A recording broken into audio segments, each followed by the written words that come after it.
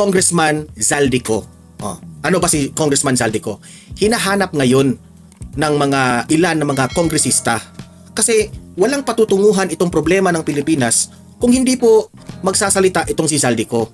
Itong una nating pag-uusapan at itong unang ipapakita ko sa inyo na itong si Ako Bicol Party List Representative Zaldico, pinababalik na ng Pilipinas ni Speaker D. Okay? So, ito yung pinalit ni House Speaker Martin Romualdez, si Speaker D. Tama rin naman dapat ikaw, Congressman Zaldico, bumalik ka na. Kasi kung hindi ka babalik dito sa Pilipinas, meaning to say, parang iniiwasan mo talaga at parang masasabi natin na guilty ka talaga dito sa mga aligasyon. Di ba? Kasi ang mga taong bayan, rally na ang taong bayan. Hindi na nagugustuhan ng taong bayan ang mga nangyayaring korupsyon, laganap talaga. At sa pangalawang video na ating ipapakita ay itong programa ni Senator Marcoleta dito sa Net25 sa Gana ng Mamamayan. Dito in-explain ni Senator Marcoleta na hearing tayo ng hearing dito sa Senado, hearing tayo ng hearing dito sa House of Representatives, pinagbibintangan natin, inimbestigahan natin itong si Diskaya, inimbestigahan natin itong si Bryce, ikukulong natin sila, ikukulong natin ganon, ganyan, kakasuhan sila. Hindi ito. It's just the tail of the problem. Ang ulo ang dapat nating iharap. Kasi kung, mamaya, itong video na ipapakita ko sa inyo dito sa programa ni Marcoleta ay ipinaliwanag niya na ang problema, ang ugat ng problema doon sa ipinatatawag niya, hindi na pumunta. Kasi po, nakalagay doon sobrang daming insertions may tumatawag doon sa bagong Senate President nung time na bago pa lang na nabuo yung anong tawag doon? Nabuo yung minority at saka yung majority doon sa Senado. May tumawag raw sa Senate President dahil tinatanong na kung ano yung projects na ipapasok. Merong mga ganon na hindi dapat ganyan. Bakit mo tatanungin ng isang government official kung anong proyekto ang ipapasok mo na hindi niya trabaho ng mga government officials? Especially sa Senate at sa House of Representatives. They are there to make laws. Okay? Gagawa sila ng batas. Hindi para tatanungin na anong proyektong ipasok natin. Ano yan? Corruption yan? Pwedeng corruption yan. So, what's my point here? Ang taong bayan needs answer. Okay? Kailangan po masagot itong galit na taong bayan. Now, ano ang sagot? Si Zaldico at si Martin Romualdez, dapat magsalita na sila. Si Martin Romualdez, nag-resign nga, nag-step down nga. Sino ang kanyang pinapalit sa kanya? Ang minion rin niya. Kasamahan rin niya ang pinapalit. Di ba nakakatawa? Ngayon, magalong, bilisan nyo na. Naghihintay na ang taong bayan, yung mga independent body na binuo ni Bongbong Marcos. Puntahan nyo na si Martin Romualdez. Puntahan nyo na si Zaldico. Pauwiin nyo na si Zaldico, di ba? Okay. Itong dalawang video na ipapakita ko sa inyo yan ang i-react natin. Pero bago ang lahat, bago natin ito itatalak, help me po muna na i-like at saka i-share itong video na ito para kakalat ito sa taong bayan. Okay? Mahalaga like and share. Okay, ready? Sabay-sabay mo tayong mag-like and share. 1, 2, 3, go! Ayan, naka-like and share na ba? And sa mga bago pa lang dito sa aking channel sa Donmar TV, mag-subscribe na po kayo kung first time nyo itong napanood, no? Para lagi kayong updated sa ating mga balita. Okay, so heto, yung unang balita patungkol kay Zaldico. Marami ng congressman ang gustong pauwiin si Zaldico at pananagutin sa mga aligasyon na ito. Okay? Pasok! Inilabas ngayong araw ng tanggapan ni House Speaker Faustino Boje III ang una niyang direktiba kasunod ng pag-upo sa pwesto. Ito ay ang pabalikin sa Pilipinas si Ako Bicol Party List Representative Zaldico, dating chairperson ng House Appropriations Panel noong 19th Congress, at iniuugnay sa budget insertions na nagpondo umano sa mga maanomalyang proyekto. Una nang iniulat na nasa Estados Unidos si Ko para sa medical check-up. Sa sulat ng tanggapan ng House Speaker para sa kongresista na may petsang September 18, 2025, pinawawalang bisa na nito ang travel clearance para sa personal trip ni Congressman Ko. Anya, ginawa ito alang-alang sa interes ng publiko at sa gitna ng matitinding isyu sa... Pinawalang bisa na raw sabi dito, for your personal trip is hereby revoked effectively immediately. Meaning to say, maganda naman ang ginawa ng House of Representatives na revoke effectively na. Meaning to say, pababalikin na talaga itong si Zaldico para panagutin. Okay? Tingnan lang natin kung mag-show up itong si Zaldico o hindi na ba siya magpapakita. Ayan ang malaking tanong. Kasi kung hindi magpakita itong si Zaldico, wala, finish na. Finish na talaga. Anong ibig kong sabihin finish na? Meaning to say guilty siya. Okay? So, anong ibig mong sabihin doon, Mar? Wala na. Goodbye na yung pera. Yan kung guilty, kung hindi babalik. Kung hindi siya babalik, wala na talaga tayong maibabalik na pera dyan kung anong aligasyon nila. Okay? Pero kung babalik si Zaldico, ito yung dalawang senaryo Kung babalik si Zaldico, meaning to say, ipagtanggol niya ang kanyang sarili na inosente siya dito. Di ba? Dalawa lang yan Dapat mong sagutin yan. Pero kung hindi ka na babalik, enjoy ka doon sa labas, relax ka doon. Saan ba ako magtatago nito? Marami pa. Kasi kung tutuusin, wala siyang problema Marami siyang pera o pwede rin siya magpa-plastic surgery sa kanyang muka. Ibahin niya ang kanyang muka ito, mga senaryo lang ito. Na ikaw ay magwo-walk out sa bansang Pilipinas, dala-dala mo ang limpak-limpak na pera, ano ang gagawin ko dito? Ano ba? Magpa-American citizen ako? Di ba? Magpa-plastic surgery ka na lang. Dapat yung kamukha mo, yung mga magagwapong mga artista na lang. Para hindi ka maano. Di ba? So, ewan ko na lang. Let's bigyan natin ng isang 1 week. Isang week. Yeah, isang 1 week. Isang week na makabalik itong si Zaldico dito sa Pilipinas. Kasi mag-iilang buwan na ang taong bayan ay enraged na ang taong bayan, di ba? Sa bansa na nangangailangang harapin ito ng personal. Sa loob ng 10 araw matapos matanggap ang abiso, kinakailangan 10 araw nga ang ibinigay nang makabalik ng Pilipinas ang kongresista. Kung hindi siya makakasunod sa direktiba, mangangahulugan ito ng pagtangging sumailalim sa proseso ng Kamara at maaaring magresulta sa karampatang disciplinary at legal actions. Ito yan rin. Bias rin kayong mga House of Representatives. Noong si Teves hindi umuwi, kaagad niyong tinanggal bilang kongresista. Kung matatandaan natin kaibigan pa niyan si Teves at itong si Martin Romualdez at that time nung speaker pa siya. Pero ito, malaki na talaga ang binigay na chances nitong si Zaldico. Ako, sa inyo, kung hindi siya sisipot sa within 10 days na binigay ninyong makauwi siya, tanggalin nyo rin bilang kongresista. Okay? O wala na. Dapat na talagang hindi ko lang alam kung still kongresista na ba ito o natalo ba ito sa last election. Ang sa akin lang, ano ba ang mangyayari kay Zaldico? Wanted na ba siya sa Pilipinas? Ganon ba ang mangyari? Okay? Sana naman itong House of Representatives, wala kayong kasi kalyado nyo, parang binabigyan nyo ng chance. Sana naman i-treat nyo as yung kung may kasalanan talaga o kung hindi ko ibig sabihin kasalanan na nagnakaw siya. Kasalanan kasi umiwas siya dito sa mga issue, sa mga aligasyon. Kung kasalanan yan niya, iparusahan. Okay? Ano ba? Wanted ba siya? Gagawin ba siyang wanted? Yan lang ang tanong ko. Ano bang nakasaad sa batas?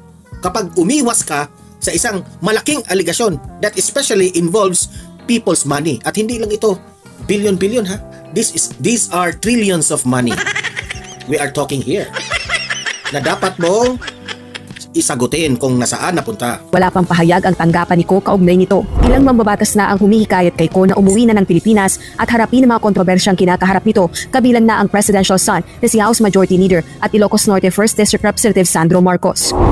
Yung babaeng congressman na tinanong ni VP Sara kung gaano-ano kayo ni Zaldico. Nag-usap sila, nakita nyo sa video, nag-usap sila ni Sandro Marcos.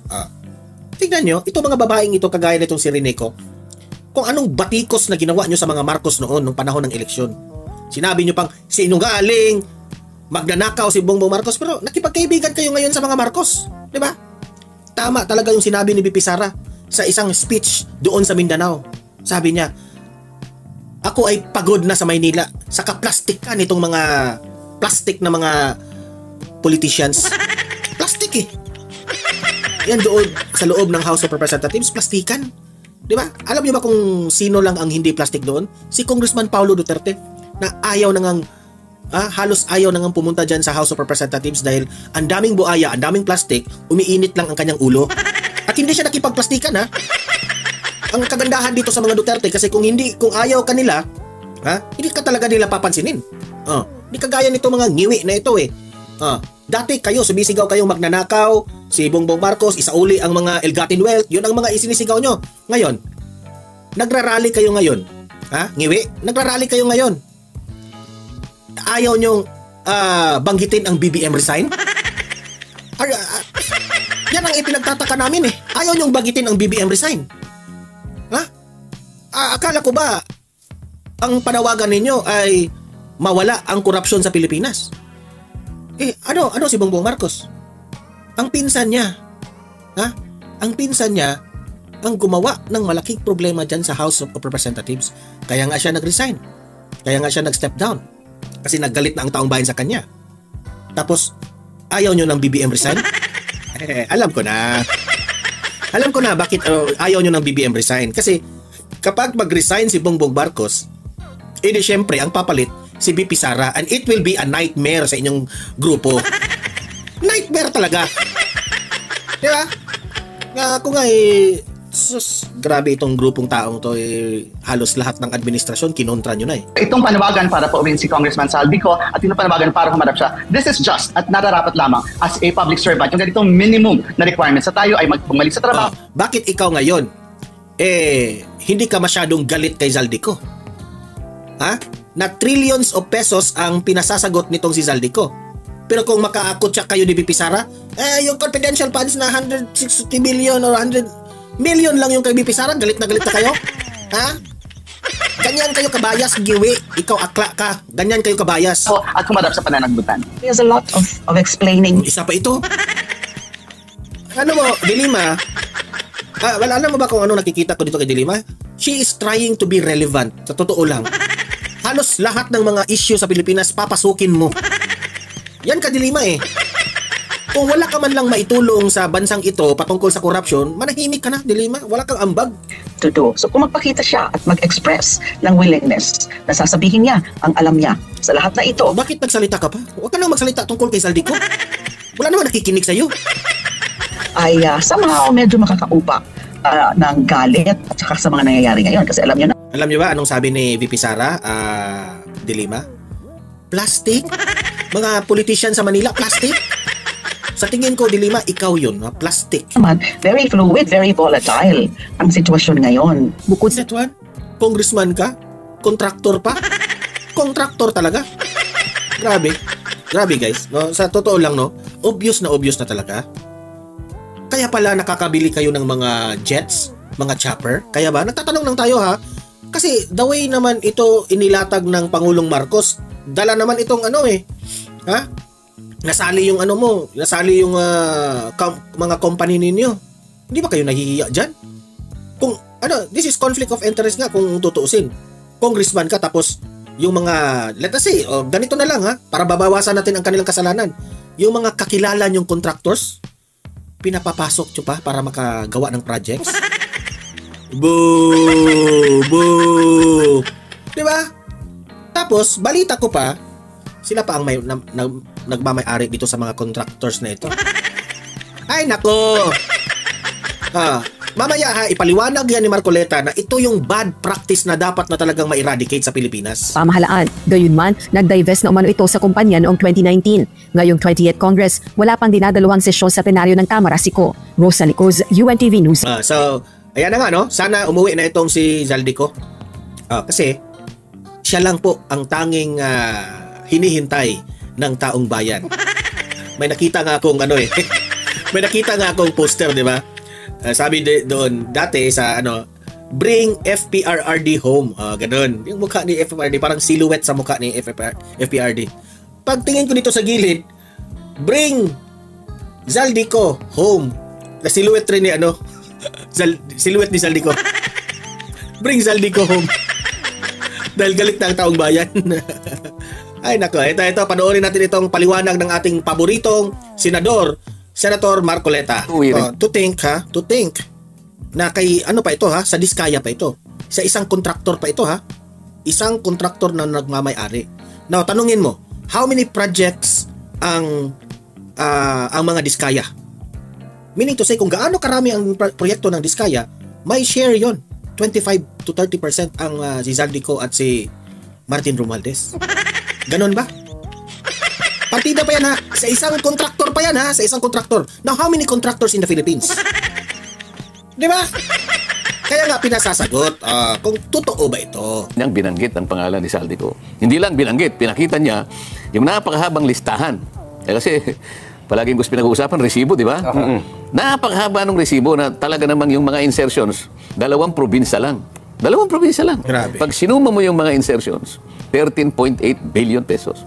Ang pangalan ni Saldico, ang nakabuyang yan doon. Ngayon, ibig ko sabihin, sino ba tinutugis natin dito? Butete? Pauwiin mo. Doon nagsimula yung usapan. So, kahapon...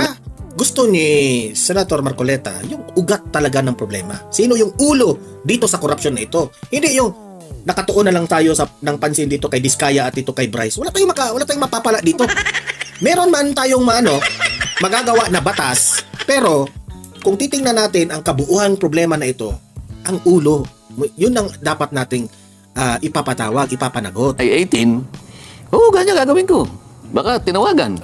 Pwede. Halimbawa, pag ayaw niyang bumalik, di kansilahin yung passport. Parang yung ginawa ninyo. Parang kay Arnie Tevez. Parang nangyari kay Arnie Tevez. Ganun ang gusto ko na direksyon sana. Pero bakit mukhang nanawagan din Pa-effect lang yun. Alam niyo naman ang pamilyang yan. Wala tayong magtiwala dyan sa mga budol na pamilya. Di ba? Nagpapasikat lang yun sa media para hugas kamay. Hugas kamay ba? Bakit ko nasabing hugas kamay? Kasi tatay niya, presidente. Alam naman natin na siya, ang presidenteng ito, yan ang dahilan bakit lumalaganap ang korupsyon. Negligence nga ba? Irresponsableng presidente ba? Hinayaan niya yung ginawa diyan sa house. Siyempre, yung anak rin, alam niya na yung tatay niya is weak talaga yung tatay niya. Nagpapasikat rin siya sa media. Na, kuno, Saldico, umuwi ka na. Utot mo. Sandro, utot mo. Ilitaw naman sa mga impormasyon Di na kami mabudol sa pamilya ninyo. natin na nandito na sa Pilipinas.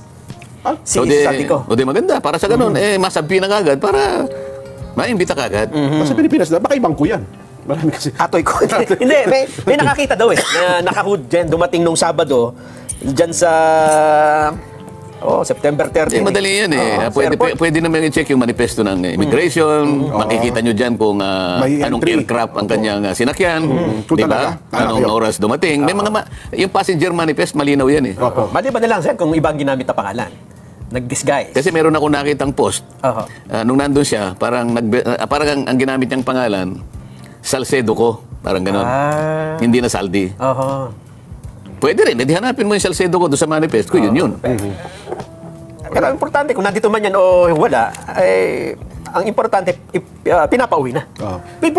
Ang point na naman ito, makapagpaliwanag siya. Kasi nababanggit ang kanyang pangalan. Hindi naman agad natin sinasabi na siya ay guilty o may pananagutan sa usaping ito, kundi matanong kung ano man ang kanyang partisipasyon sa usaping ito, sir. Halimbawa, bakit yung insertion mo, puro pangalan mo? Correct.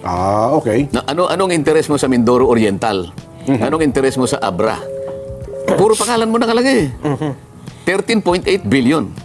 Paano mo nagawa yun? Okay, di ba, nasabi ko na ito sa yung mga huling vlog ko na nagdududa rin ako na itong si Saldico ay bago siya uuwi dito sa Pilipinas, sinisecure niya ang mga ebidensya. Sinisecure niya ang script niya kung paano niya ito lulutasin itong kinakaharap niyang aligasyon. Pwede rin yan Okay?